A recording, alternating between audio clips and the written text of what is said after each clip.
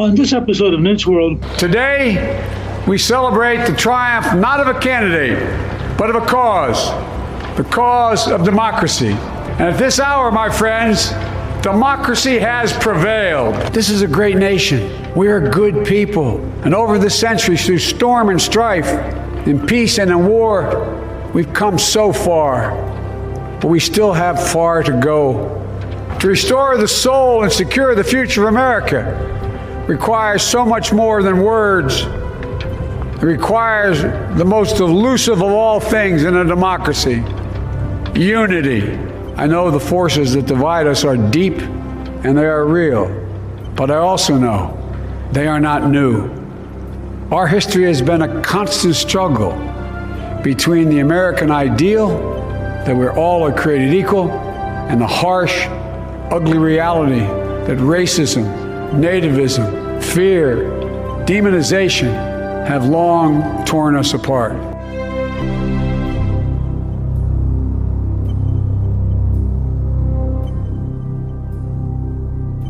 The fascinating difference between President Biden's inaugural speech and President Biden's inaugural day, because the two were just radically different. It was amazing to me.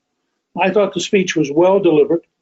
I thought that it was actually a pretty good speech and that he has good speechwriters and that they had put together their central theme, which is we're somehow going to find unity. We're all going to come together.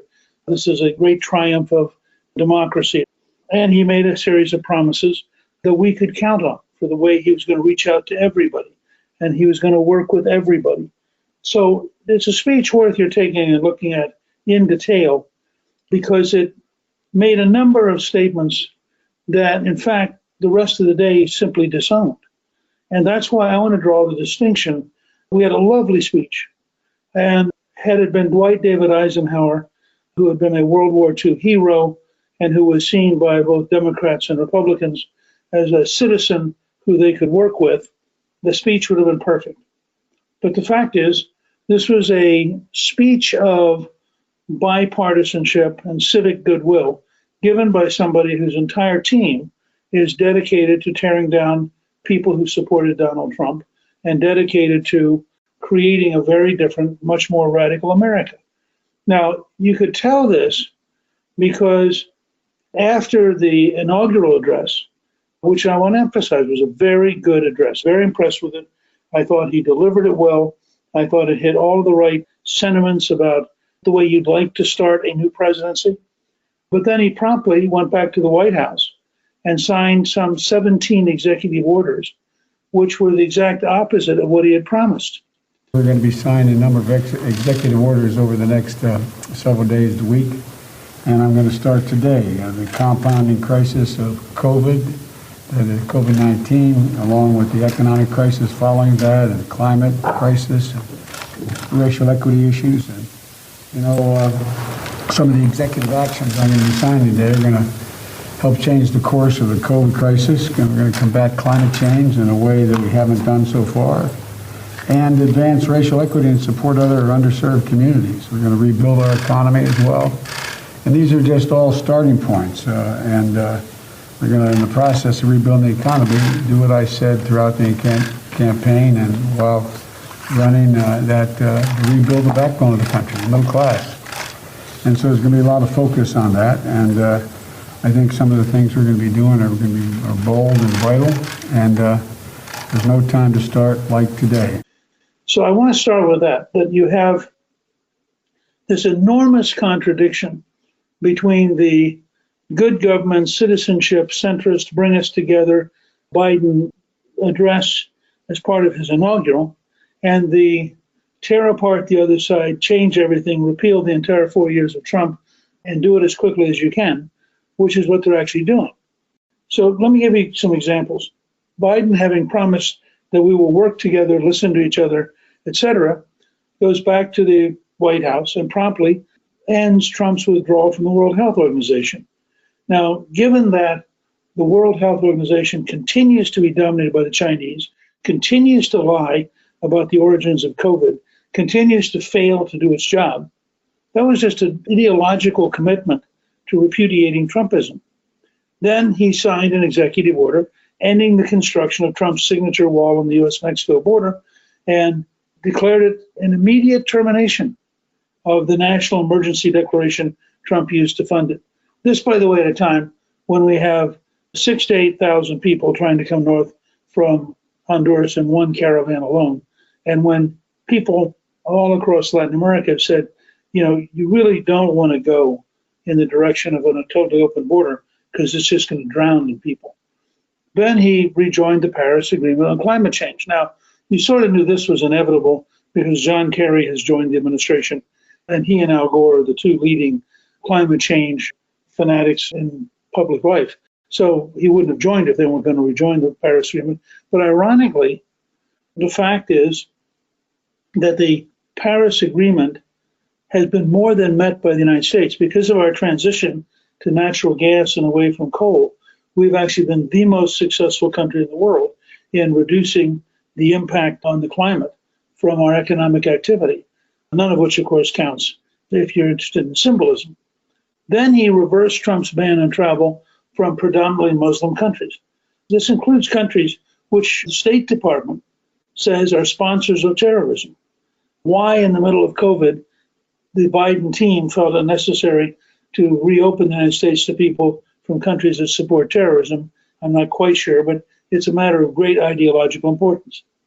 He then pivoted and canceled the permit for the Keystone XL pipeline. Now, this pipeline was going to move oil from Canada to the Gulf of Mexico, which, by the way, is dramatically safer to move it by pipeline than to move it by either truck or railroad.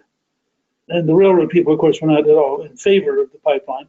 It will cost a substantial number of jobs. It will cost billions of dollars.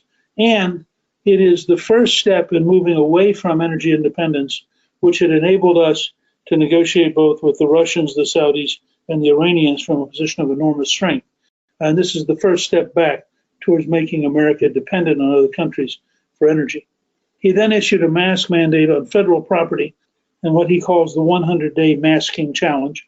He couldn't have issued a mandate beyond federal property because constitutionally he can't do that.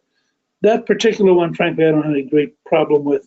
I think that it's a legitimate step in the right direction, and I certainly have been wearing my mask and urge everybody who listens to this to wear your mask. He then extended the pause on the student loan payments until September 30th. By the way, this is largely a great advantage if you're upper middle class or upper class, because those are the folks who borrowed the most money to go to the most expensive schools, and therefore they get the biggest payoff on postponing the repayment of student loans. He then launched a government-wide initiative directing every federal agency to review its state of racial equity and deliver an action plan within 200 days to address any disparities in policies and programs.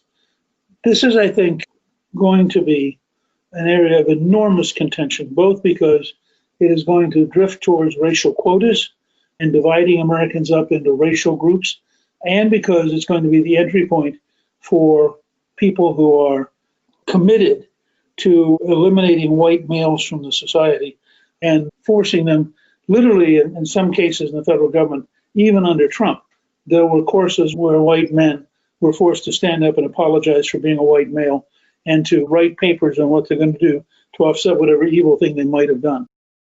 This focus on some kind of effort to rebalance racial disparities is a very major part of defining this administration.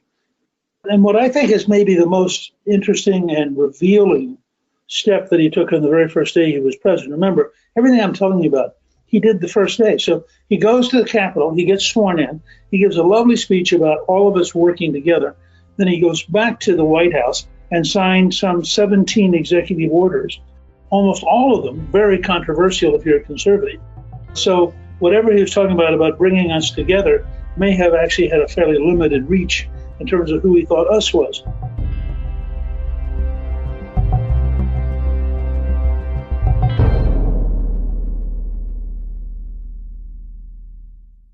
We are now at the mercy of one-party control and an agenda driven by tax and spend economics. I don't need to get into the social ramifications, but fiscally, expect compounded growth of our national debt and the systematic devaluation of the US dollar. So there is really only one question. What are you doing right now to protect your savings and your retirement? Your answer? Birch Gold Group. Birch Gold Group will help you diversify a portion of your savings, an IRA or eligible 401k, into an IRA backed by gold and silver.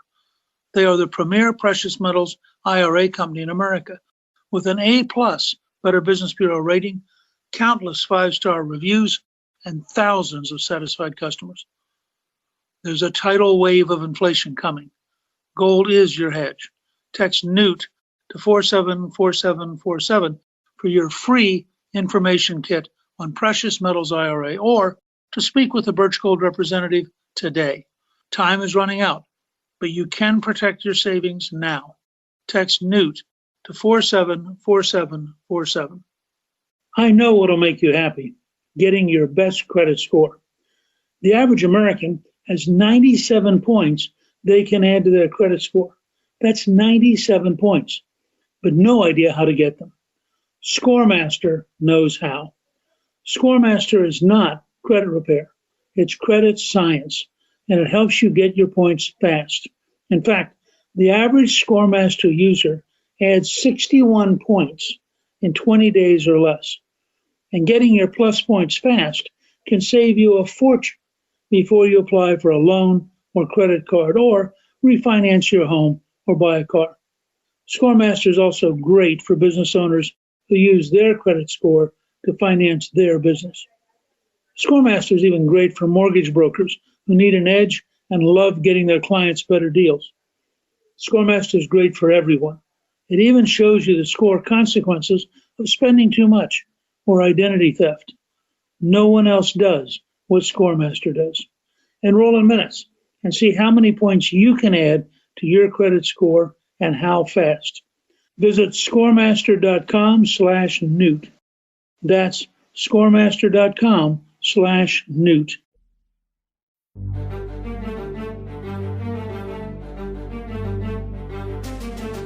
The one that I found the most interesting, because I've been watching this development for months now, the Trump administration created a 1776 commission with a panel of very distinguished intellectuals and academics, really in response to the New York Times 1619 project, which was a project to refocus American history based on slavery. The reason I'm fascinated by the fact that the very first day they felt compelled to get rid of this commission is it goes to the heart of the argument over which country we are. It is very important on the left that America cannot be exceptional, that people like Washington and Jefferson cannot be treated as though they were serious contributors to freedom and liberty, and that any effort to actually teach history accurately is a direct threat to the left, which is determined to redefine American history into a series of grotesque and bad things done by evil white people, largely to the disadvantage of African Americans. And it just tells you how even something as small as a collection of academics who would issue reports was seen by them as a direct threat to their ideological commitment to a very different America. Biden then, as I think everybody predicted, revoked Trump's plan to exclude non-citizens from the census. The argument had been that if you're not here legally, you shouldn't be counted. That was an argument that was very contentious, and that's now over. He then signed a workplace discrimination in the federal government based on either sexual orientation, gender identity, and directing federal agencies to ensure protections for LGBTQ people and make sure that they are included in anti-discrimination statutes, which is, again, part of this whole pattern we're currently engaged in, where you had a prayer in the U.S. House that was ended by the pastor saying amen and a woman. The whole notion that somehow, for example, in the House Democratic Party, they've now eliminated mother, father, sister, brother, 29 words that have a gender identity. And I was fascinated because, in fact, if you go back and read the president's speech, President Biden talks about, mothers, fathers, sons, etc. He uses exactly the words that Nancy Pelosi's people are now saying he shouldn't be using. And it's just an example of the confused radicalism on the left. Biden, as expected, created a COVID-19 response coordinator who's going to report directly to the president. He's going to re-implement the Obama-era Directorate for Global Health Security and Biodefense. And this is going to be fascinating to see how it works, because the truth is that the bureaucracies can't deliver very well. I just got a note from a good friend in Hawaii that says there are well over 100,000 doses of vaccine, which they can't get to the people who need them. And I think we always tend to be surprised that when you get to implementation, bureaucracy is not a very smart way to do it. But since Biden represents the party of bureaucracy, the party of government employee unions, he is going to, I think, re-bureaucratize our whole approach to public health in a way which would slow things down, not speed things up. He also revoked Trump's 2017 Interior Enforcement Executive Order, which broadened the categories of undocumented immigrants that were subject for removal. It, I think, is going to allow more illegal immigrants to stay in the country, including people who are criminals, which was a big problem before the Trump administration. President Biden signed an order to extend eviction and foreclosure moratoriums. So in a sense, landlords and property owners are in a situation of dealing with banks, and it's going to be a total mess. If your tenant doesn't have to pay you, then how do you pay the bank? And if you don't pay the bank, how does the bank survive? And this whole thing is going to be a downward spiral over the next 6 to 12 months. President Biden also signed an order defending the Dreamers program for undocumented young Americans, which is actually something I've advocated. And I think the people who came here at 2 or 3 years of age, don't speak the language of their native country, and are totally American in every way and going through high school here, it's inhumane to try to ship them back to a country that they clearly don't belong to. They keep protection for a group of Liberians in the United States and raises the question of whether Liberia is still a terror-ridden country, but this offers them an opportunity to come without citizenship. And then he formulated an executive branch ethics doctrine. I find this interesting because he is bringing so many people in from various Washington operations, from Washington lobbying, et cetera, that I think you're going to find that the Biden team across the board is just simply not going to be capable of dealing with all this without real standards of corruption. And I might say one of the things I found most fascinating in his speech was his commitment that he would always tell us the truth. My fellow Americans, I close the day where I began, with the sacred oath. Before God and all of you, I give you my word. I will always level with you. I will defend the Constitution. I'll defend our democracy. I'll defend America. And I'll give all of you, keep everything I do in your service, thinking not of power, but of possibilities, not of personal interest, but the public good. And together we shall write an American story of hope, not fear, of unity, not division, of light, not darkness. It turns out that his Biden Center at the University of Pennsylvania, neither one accounts for how much money they get, where it comes from, who's giving it. There is a report that his nominee for Secretary of State presided over a center at the University of Pennsylvania that got $22 million from China, which they won't talk about. The Delaware Center for Biden got money from China, which they won't talk about. And in fact, the University of Pennsylvania got an enormous increase of money from China, which they won't talk about. But of course, the speech was terrific. And I think that is the key thing to remember, that what you have is very nice speech, written by very good speechwriters, designed to say we can all be friends, we can all work together, we can all get things done, we can all be unified. But you then had literally the same afternoon 17 executive orders that were designed to divide us, not to unify us. There's not a single thing in the executive orders that were signed that will unify Americans. So if you're one of the 74 million people who voted for Trump, you're very frustrated. So why am I spending this time telling you about 17 executive orders on the very first day of the Biden presidency and contrasting it with what was truly a lovely speech? And the reason is simple. If you are one of the 74 million people who voted for Donald Trump, you would like the President of the United States to succeed, even if you didn't like the way the election worked, even if you're not at all satisfied that Biden is now in the White House. Nonetheless, you know in your heart that when American presidents fail, America gets in trouble.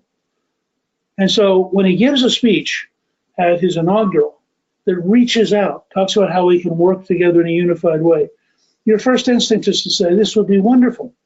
I remember being at Obama's inaugural in 2009, and he gave a very similar speech, may have been the same speechwriters, frankly. And I said at the end of it, if he actually governs the way he just talked, he will split the Republican Party and he will create a dominant Democratic Party. Of course, once the speech was over, he went to the left, raised taxes, had a bill that, as Nancy Pelosi put it, you have to vote for the bill to find out what's in it, proposed a gigantic government-run health program called Obamacare, and within 2 years had thrown away his majority in the House, almost threw away in the Senate, ultimately lost it later in his second term, because people they saw the gap between centrism as promised and left-wing radicalism as practiced. And so I think it's very significant that the media, of course, were all gushing and oohing and awing. And of course, they think bringing us together means bringing us to the left. And they think that unifying the country means all of us should obey whatever left-wing loony group shows up tomorrow morning. But I think for most Americans, and not just the 74 million who voted for Trump, but another 20 or 30 million who, for one reason or another, were willing to take a gamble on Biden, I believe that the 17 executive orders is a harbinger that will outweigh the speech. And I believe everything I'm seeing right now, he is under enormous pressure. The people he's appointing couldn't be centrist if their life depended on it. These are hardline left-wing people with very few exceptions, and they are consistently going to be finding new ways to try to move America into a more radical society.